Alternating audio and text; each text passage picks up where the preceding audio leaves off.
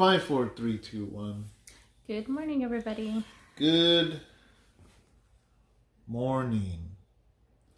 How are you guys today? How come like half your face is in there? I don't know. There it is. Lately, our camera settings have been a little different. Been a little weird. Today is, I don't know what today is. I'm not wearing the cow What's pillow today? today. Today's Tuesday, honey. Tuesday night for us. And then Wednesday for you guys. So that means Bible study tonight. Yep. For you guys.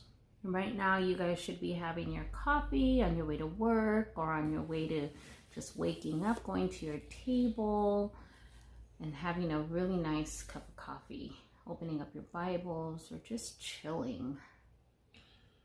So we're going to continue on the Bible study too on communication because we didn't do it last week because of Thanksgiving. So we're going to continue. I believe it's part 8. Is it?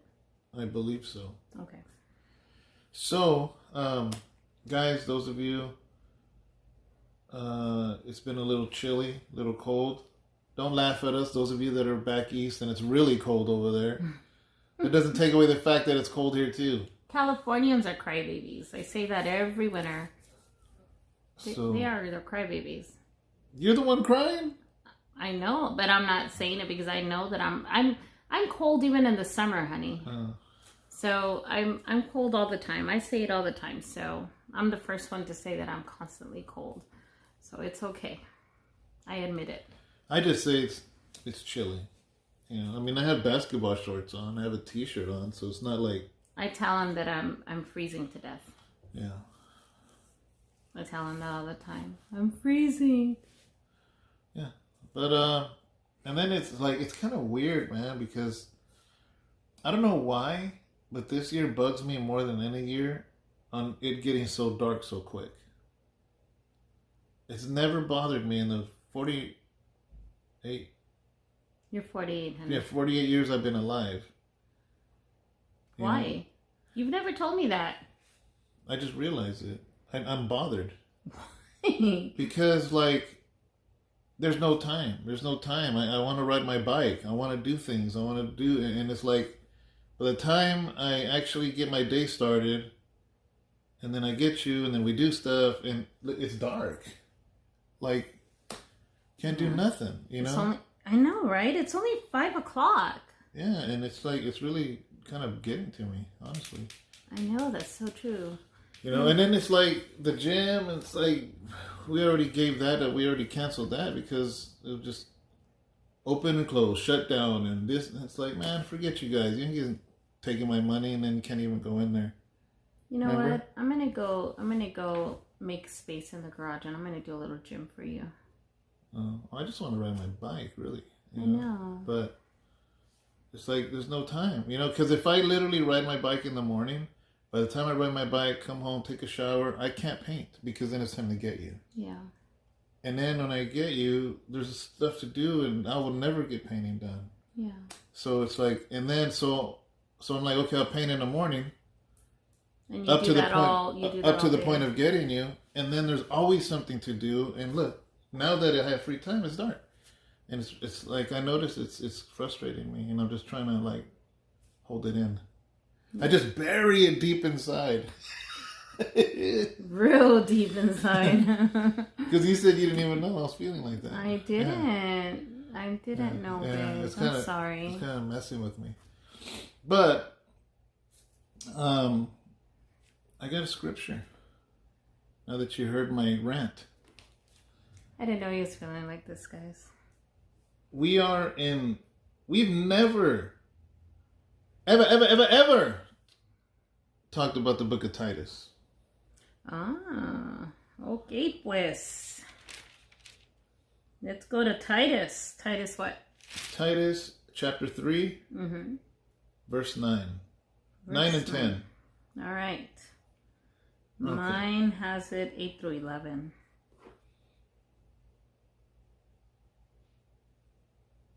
I don't know why. I don't know why either, but...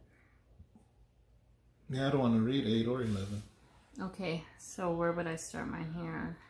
Right here? Yeah. Okay. Yeah. All right, so 9 through 10. Okay. It says, avoid foolish disputes, genealogies, contentions, and strivings about the law, for they are unprofitable and useless. Reject a divisive man after the first and second admonition. Okay. It's going to go to there, Ollie? I'm not sure. I didn't read. Just read it. Yeah. Okay.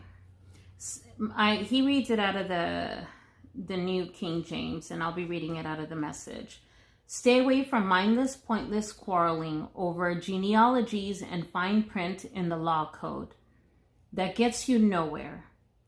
Warn a quarrelsome person once or twice, but then be done with him.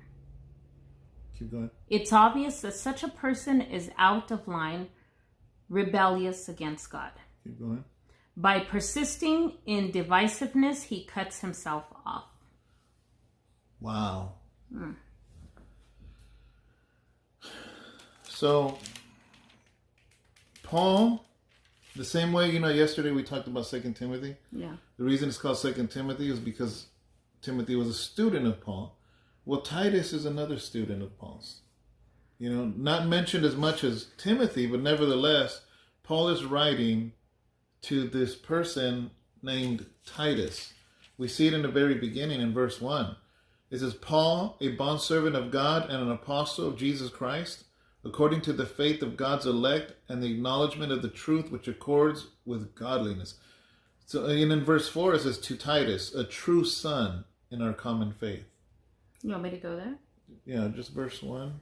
Okay. And then verse 1 and skip to verse 4, if possible. Okay. So verse 1. Dear Titus. Verse 1. Oh, that's where I was. I, Paul, am God's slave and Christ's agent for promoting the faith among God's chosen people, getting out the accurate word of God and how to respond rightly to it. Okay, now to 4, to Dear Titus. Dear Titus, legitimate son in the faith, receive everything God our Father and Jesus our Savior give you. Yeah, so we know that this is the Apostle Paul writing to Titus, who he considers a son also, not just Timothy. We know Timothy was his closest, but nevertheless, Titus was obviously somebody that was important to Paul. And he tells him here, back to where we were in the beginning, avoid foolish disputes. Yeah. Man, I became an expert at this because I had to in prison. People, you got to think about it. There's so many different people, different faiths, different upbringing, different everything. And there's something about prison that everybody just wants to argue. Everybody has to be right. Everybody, a lot of debating, huh? Yes. It's like, oh my gosh. Everybody's a Bible scholar, or everybody's a jailhouse lawyer. Everybody's a know-it-all. Everybody. Even the drug dealers, they argue about how the other person wasn't selling drugs good. And I'm like, you're in prison too. You obviously did something wrong too, Yeah. So everybody wants to one-up everyone else. Do you think this has to do a lot too with the fact, well, I'm talking about in prison, because all the time that they have to do in there is to read and really educate themselves, because they're reading and reading and reading and reading, that they're all educated in themselves, and they're all reading the same books, but they're putting their own perspectives to their own things. Yes, that's the problem. Mm-hmm. That's the problem, is that it can be bad, and so real early on, I came from a Pentecostal background, which got ripped apart. I'll be honest with you. And I didn't know, because I thought that's the only kind of Christianity that there was. I didn't know there was Baptist or this and that. I thought everybody was like a Holy Ghost filled and running the aisles and speaking in tongues. I thought every church was like that. So I got hit with reality, because then you got guys that have been doing years, and they're like, show me in the Bible where it says that. Show me in the Bible where a woman can't wear this or can't wear that or can't say this or can't. And I'm just like, whoa, and so it sharpened me up. And I had to basically prune the Christianity I grew up in, to completely dismantle it. And it's not that I dismantled it and did away with it. I had to just break it down and then figure out what is biblical in this. You know what I'd love to see? I would love to see one paragraph of something given to 100 people. Yeah. And 100 people give a response of what they got out of that. And I would love to see the 100 different things of perspectives of different that's crazy. people. What they would get out of that. Mm-hmm. See, you're never going to get the same thing out of it because everyone is different. Because everybody has different filters. Everybody has different filters. Everybody has gone through different things in life. So everybody is going to get, even though that one thing meant one thing. Yeah. Yeah, unfortunately, there's people that maybe their first time going in a church, they were in the type of church where they came and said, you're going to speak in tongues, just follow after me. Da, da, da, da, da. So then they're like, dude, these people are crazy. Yeah. So they have now formed an opinion. Mm-hmm.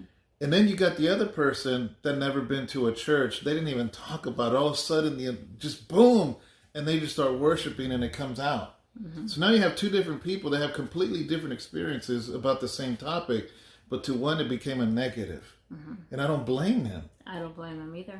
And the other one is like, oh my God, I was set free that day. Mm-hmm. And their whole experience. And it just, so I had to really, really sharpen. That's why, guys, I did my degree in biblical studies, because I had to dismantle this thing. And I remember having conversations with my parents and visits, and I'm just like, Mom, that's not in the Bible.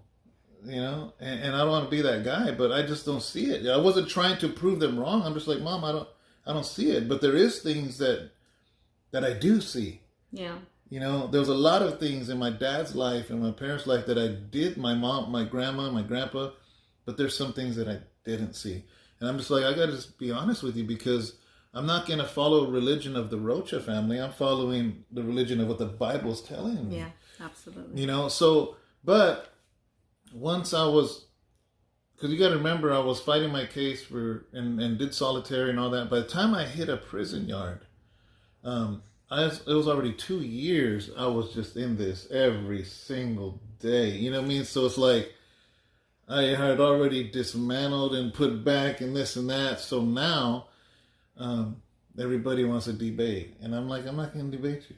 Like I knew what I knew, and I just held on to it. And I'm like, I knew enough to say, God, you didn't reveal this to me to tear other people down or to exalt myself, to get all big-headed or arrogant. Arrogance, yeah. Yeah, I didn't get in debates, guys. So anyways, he says, avoid foolish disputes. Yeah. Like, people want to argue with me about the dumbest things in the Bible. Yeah. I think I've even gotten to a point where I've even, with my own older children, I've gotten to a point like, I'm not going to argue with you. I'm not going to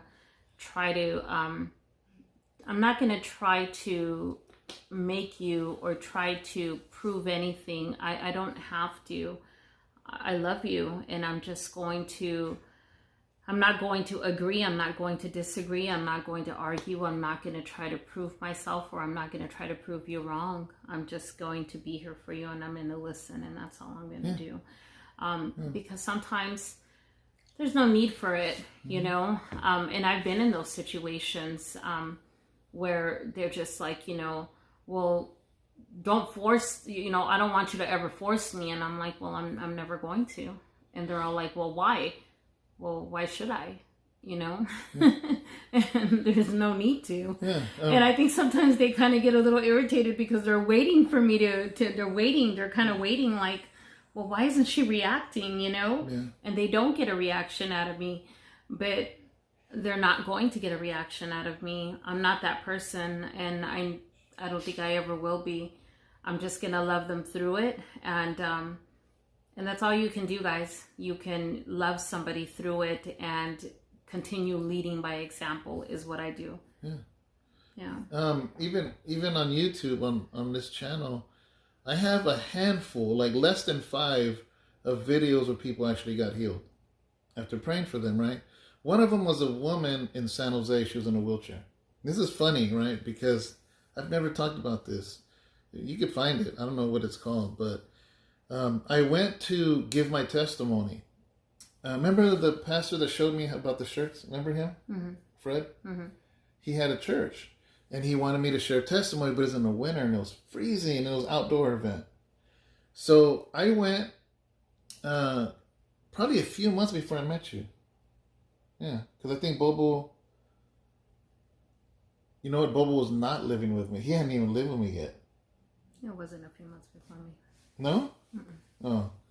So I went and I shared my testimony. And I was on my way out. Because he's like, oh, just hang around. And they had like nachos and stuff. But it was cold, babe. It was cold. And I'm just like, I'm just going to head out. I just making my way to my car. Anyways, this woman in a wheelchair came and said, is there any way you can pray for my son? He's in prison. And I'm like, yeah, of course, you know. And so I prayed for her son in prison. And then I said, what's wrong with why are you in a wheelchair? Just asking, you know. And she goes, I have really bad arthritis. And I'm like, what are you doing out here? Like, doesn't the cold make it worse? Yeah, it hurts. Yeah, right. So anyways, I didn't know that my friend that had invited me there, he started taping. I didn't know. That brother backslid, actually, man. I hope he comes back to the Lord. You know, he's a young man. He was a rapper. So he started filming when I started praying for this woman. And I prayed for healing. She had to go pee so bad and couldn't stand up. So anyways, long story short, boom, she got healed. All of a sudden, I remember one time like, oh, that's fake. That's fake. You know, that's not even because I guess there's wheelchair for people that are like need a wheelchair for their life. And then there's wheelchairs like from the hospital, like you broke your leg type of thing. They're like, that's not even a real wheelchair. And I'm like, I didn't even, what are you talking about? Like they made it seem as if I was trying to show this woman that never walked in her life and she walked. I don't know when the guy started filming or not. She was telling me she had arthritis, had pain, and she just wanted to go pee. Yeah. And I'm like, let's pray. And for her to be healed, then boom, she got healed. She stood up. She started worshiping. Amen. But here's my point. That video and other videos is the fact that I'm not going to argue with somebody. I'm like, dude, if you don't have to believe it, you don't have to watch the video. Yeah. You know, like, here's my thing. A person left with no pain. Yeah. That's all that mattered. Amen. And God gets the glory. Yeah. And then the other video, remember where Robert Eddowes had a camera? Because I went down in LA to do a teaching about identity. So there was a woman with a lump? Yeah. But there was another longer video with a bunch of women. And so I went down there to teach identity. It was me, Johnny, the Muppet, Robert Eddowes. And it was a small group. We did teaching, but the last day, the third day, was hands-on. So we went down to the Callejones in LA, which is it's like a, what do you call it? It's like alleys. Like alleys full of it's like a flea market, right? Yeah, like a flea market. Yeah, so that's another time when they had cameras. But I wasn't trying to do that to be the guy. I wasn't starting a healing ministry or nothing. You know what I mean? And but anyways, back to the point. Is avoid foolish disputes. Yeah. You know, a lot of times somebody wants you to convince them, but you never will. Yeah. You never will, you know? And it's like, why even get into it? And genealogies, the reason it says that was a lot of Jewish people would argue about, because they had their family trees. That was really important to them. They'd argue about that.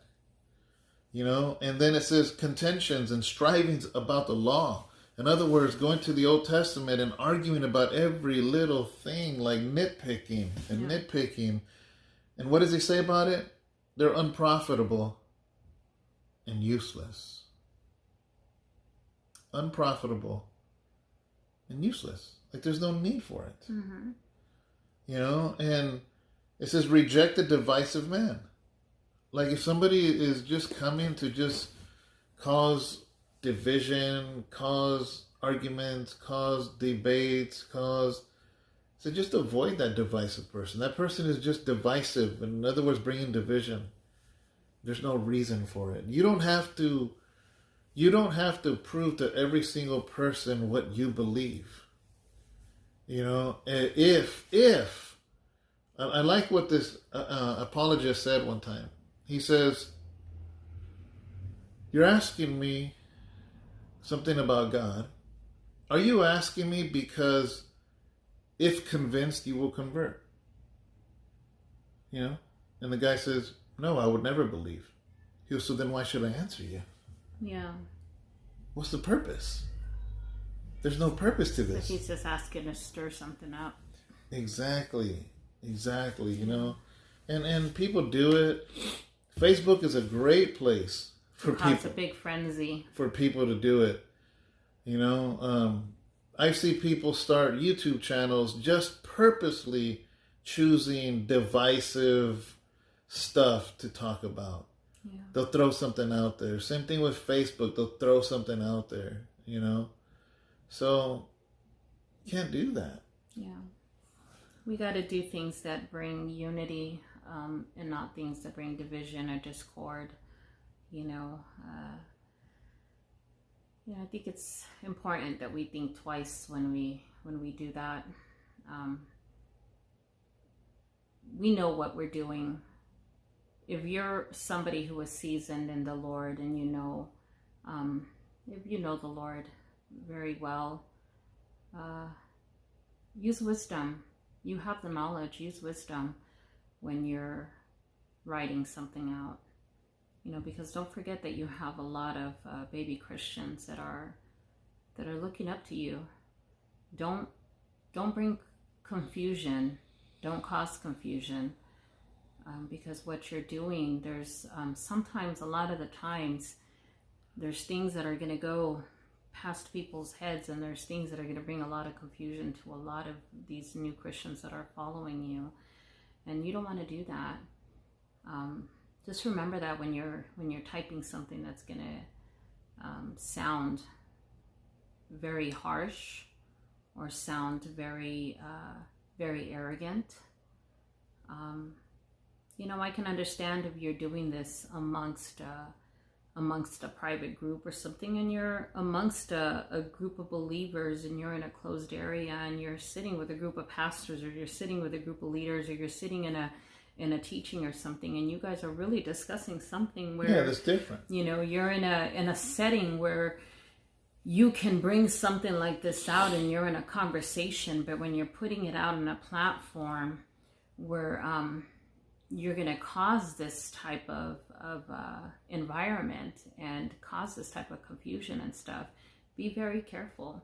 Woe to you know, the lamb of you know, to the children of God who, you know, you can cause so much confusion to, and you can hurt their walk. And you got to be very, very careful, because God is entrusting you with those souls. So you got to be really, really careful with that. So I see a lot of that too. And, you know, I come to my husband a lot, and I tell him, you know, when I see stuff like that, I tell him, what do you think about this? You know, what is your take on something like this when I see a lot of arrogance, or when I see stuff like that? Because it does concern me, you know, when I see stuff, because I see a lot of new baby Christians that will respond thinking that they're responding, saying, no, you're wrong, and they get chewed out, or they're being told something in a very harsh way, and what it does is it crushes them. And see, but the thing is that they're coming in a sense of the way with what they're taught. But the thing is this is what they know, and you have somebody that you know is more seasoned and knows something, and they come and they crush them. But you got to understand, we gotta love them and teach them, and not come and cause confusion and hurt them in these ways. You know, Jesus only came harsh at those that were religious. Yeah. But to the lost, he didn't. Why is that? So let's say social media, Facebook. It's so easy. It's so easy to just put some comment. And it's so easy to bash people. And it's like, are you sure Jesus would have bashed that person? Are you positive? And that's what we got to be careful, because a lot of times, that saying, be quick to hear but slow to speak. Yeah. I think that translates to Facebook. Yeah, absolutely. Be quick to hear and slow to type. And because, and you know what's the worst part is sometimes non-Christians see that. Yeah. And they're like, yeah, that's what Christians are like? They tear each other apart. Yeah, and they're like, I don't want nothing to do with that. To them, they just kind of feel like, man, that's what being a Christian is about. I don't want nothing to do with that. We ourselves are portraying and showing we're portraying what all Christianity is. We're supposed to be a representation of what the kingdom is. And if that's what we're portraying, how do we win souls? Yeah. How do we bring others to the kingdom of God if this is what we're portraying? If we are lofty, if we are arrogant, if we don't show love, no compassion, if we don't have any of this, how do you win souls? How do you do any of that if you try to be all this Mr. and Mrs. Religious? Yeah. It's crazy. Even the simple things, if you give away things that aren't even good enough for you, but you'll be quick to give it to someone else. If it ain't good enough for you, why should it be good enough for anybody else? It's that simple. Simple. Life is simple. Why complicate it? These are things we should avoid. There's so many good things about God we could share.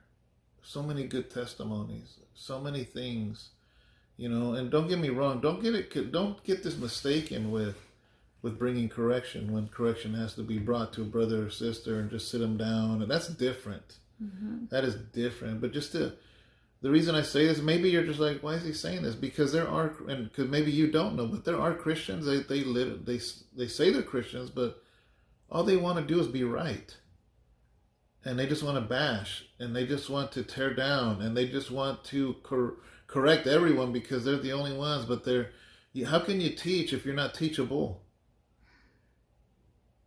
You can't always be the one that's right.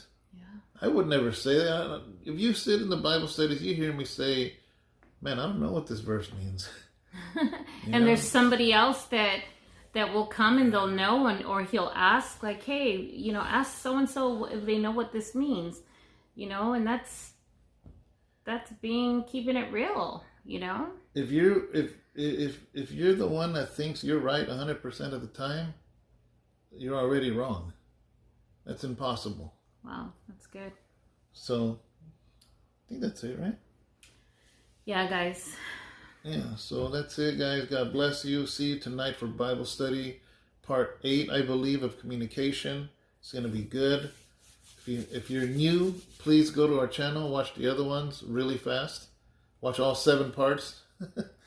But at the very least, watch the last one, part 7, I think, just to catch up on where we're going to be at.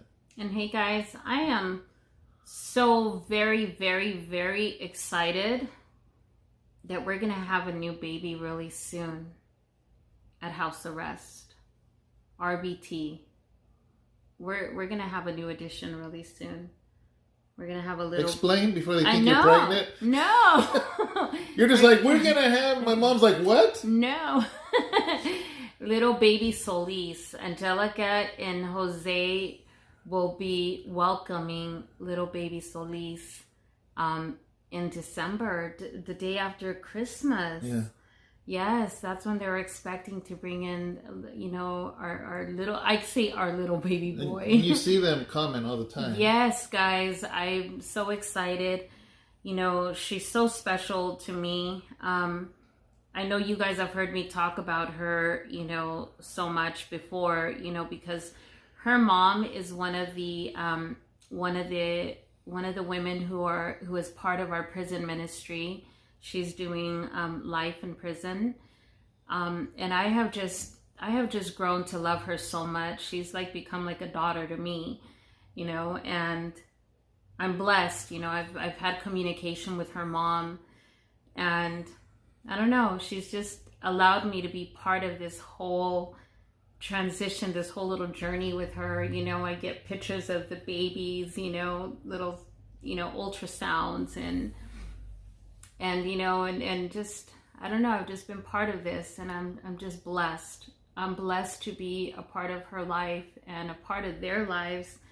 But she has just shared, news, and it's crazy because over a year and a half ago, do you remember over a year and a half ago when we first spoke to them, they have come such a long way.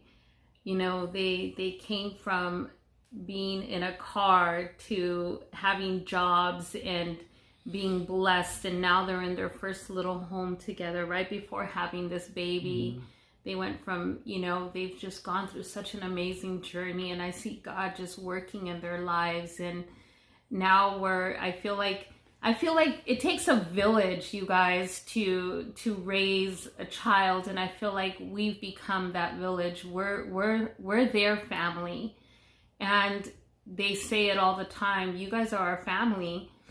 And it is taking a village, guys, because we're going to do this all together. And I'm blessed to be part of that. And I know that you guys are too, because he has connected with some of the brothers on here. Like, he literally calls and connects with some of the brothers on here. And then he looks up to David, and then I talk to her. So guys, congratulate them, because that time's coming quick. I want to have a little something for her, and gather something at the church for her. And I'm excited. So please congratulate them when you guys see them on here, because you guys will see them on the lives on Sundays and on Wednesdays. Yeah. So make sure you guys congratulate them, okay? We love you guys. Angelica, Jose, we love you guys. And I'm so excited that you guys have your little place and you guys are getting it ready for the arrival of our baby boy. So guys, bye. We love you guys. Have a blessed day. Bye. See you later.